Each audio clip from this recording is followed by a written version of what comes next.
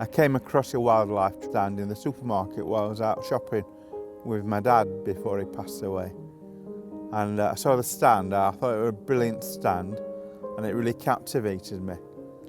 So I joined and I found gardening prepared the way for me understanding things about the countryside. So I like the spring bedding and the bulbs and when the snowdrops come peek through. That's my favourite time of year because I know winter's nearly over. I quite like winter, it just gets a bit dark sometimes. And that's followed by the wild garlic. I've got wild garlic in my garden as well. And I have that on cheese on toast and baked potatoes and omelette. And I'll share it about. I give it away. I think for me it's very much about the relaxation, the being able to just be in the moment, because sometimes life is all dictated by the clock. You know, you have to be here by this time or whatever. Whereas when I'm amongst nature, it feels like I can just do things at my own pace, and there's no rush. And some days when it's not been a good day, and you get wound up, I just think, close the door, go for a walk. It just, you know. And we needed to take our group to Newfield Spring Woods, and we were fully booked. We didn't have space for her, but she really begged me because she really wanted to go there. And she said, I'm going to have an operation. This will be my only opportunity to go out there. And what she wrote on her feedback was really powerful, because she said she forgot about everything that was going on. She's an asylum seeker, so she forgot about her asylum situation. She forgot about her health problems. So it was quite. So it's, you know, nature does so much for people, and it's something that we don't think about all the time, really. Yeah.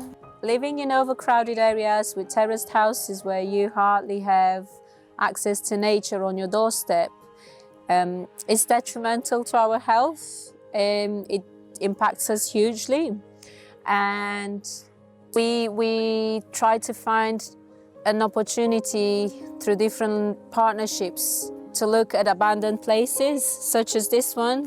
This was an abandoned field full of litter, which allowed the local community members to come together and actually to think, what can we do for the local residents here to bring a sparkle of reconnection with nature? But also, it's not only about gardening. It allows the local community members to have that place for them to come together. It might be just coming and have a quick cup of drink here for 5-10 minutes after they drop their children and just look after the place. It's such a normal aspect of our daily life that sometimes is missing, you know? And just taking in sounds and smells, just sitting and listening to the trickling of the water.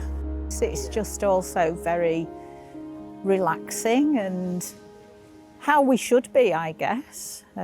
But yet life sort of takes on this other manic dimension sometimes. So for a lot of us, I guess. You know, the last few years have not been good at all. I lost my husband.